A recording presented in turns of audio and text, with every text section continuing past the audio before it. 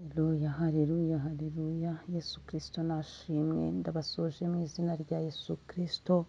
Abo tubana mu mwanya bature buri gitondo. Iki gitondo tubyutse dushima Imana yacu, dushimye Imana itabura uko ibigenza, dushimye intwari mu ntambara, dushimiye Imana dutangira iki cyumweru duhereje Imana icyubahiro, dushimiye Imana igira neza, dushimiye Imana ikiranuka muri byose, dushimiye Imana iri mu ruhande rwacu, dushimiye Imana ikomeye, dushimiye Imana nyamana, dushimiye Imana umuremyi w'isi n'ijuru, dushimiye Imana umuremyi wacu, dushimiye Imana.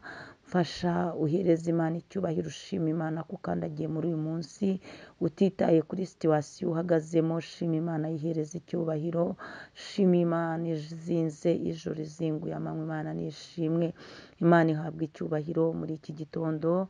Mwene data aho uri hose ndagusuhuje, inshuti yanjye, wowe tubana mu mwanya wa nibature buri gitondo, wowe uri hano mu gihugu cyacu cy'u Rwanda, bari ku migabane itandukanye y'isi, bakristo b'itorero Elayono Mountain Church mu Rwanda, dushimiye Imana. Mfasha uzamura icyubahiro cy'Imana kandi ukomeze ugubwe neza. Imana ishimwe, ikurebe neza, ikugirire neza, ikwagurire imbago,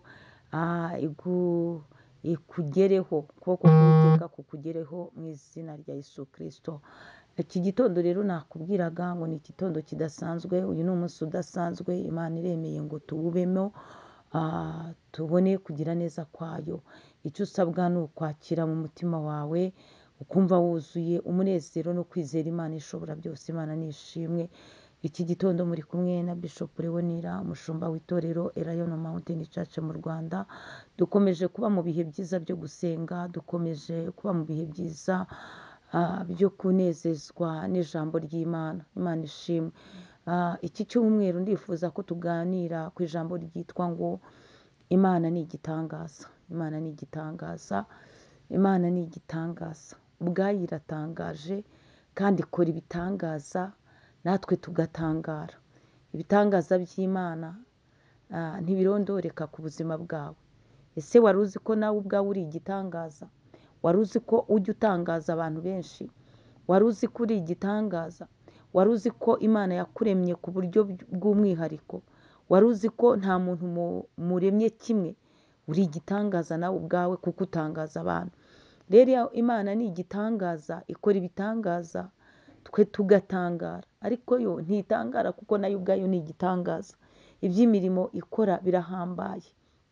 Urebye uburyo yakurinze, urebye uburyo ikubeshejeho, urebye uburyo ikurwanirira, buriya reka nkubwire, mu by'ukuri tubona intambara ntoya cyane cyane, tubona utuntu tw'udusigarizwa, ariko Imana iduhumuye amaso tukareba ibintu abana b'abantu badupangaho, tukareba ibintu mu isi y'umwijima badupangaho.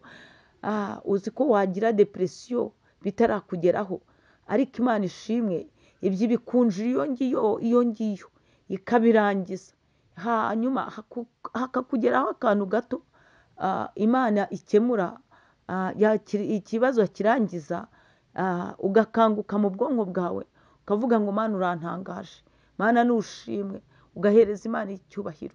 Rero nakubwiraga ngo dufite Imana y'igitangaza, dufite Imana y'igitangaza ikora ibitangaza. Imana nishimwe, dufite Imana y'igitangaza. Imana ni igitangaza.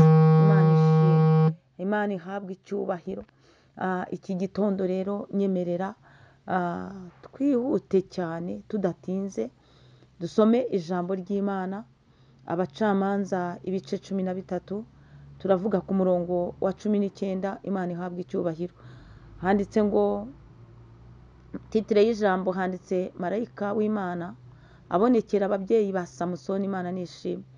Izi ni inkuru z'umugabo witwa Manowa n'umugore we. Ubwo marayika w'Umwami Imana yasangaga umugore wa Manowa, akamubwira ati rwose uzabyara umwana w'umuhungu. Hanyuma marayika w'Umwami Imana amuhana condition, aramubwira ati dore uri ingumba ntiwigeze ubyara, ariko uzasama inda ubyara umwana w'umuhungu. Aramubwira ati ntuzanywe vino cyangwa se igisindisha, aranamubwira ati kandi ntuzarye ku kintu cyose gihumanya. Amuha uburyo ki azitwara mu mezi 9 yo gusama kwe. Aramubwira ati rwose utwite iyo nda ntuzanywe vino, ntuzanywe ikintu gisindisha, ntuzarye ku gihumanya, uzamenye uzirinde, ndetse uwo mwana navuka ntuzamukozeho icyuma cyogosha kuko azaba umunaziri w'Imana. Umugore wa Manowa rero yaragiye abibwira umugabo we kuko ntiyari ahari. Marayika w'Umwami Imana twasanze yaramusanze mu murima. Marayika w'Umwami Imana amaze kubimubwira, amubwiye iyo message, umugore arirukanka abibwira umugabo we, amubwira izo nkuru. Uzasanga ku murongo wa 8 Manowa yaravuze ati yaringinze Uwiteka, aramubwira ati Nyagasani, ndakwinginze ngo uwo muntu w'Imana wadutumweho yongere agaruke muri twe. Yashakaga kwiyumvira iby'impamo.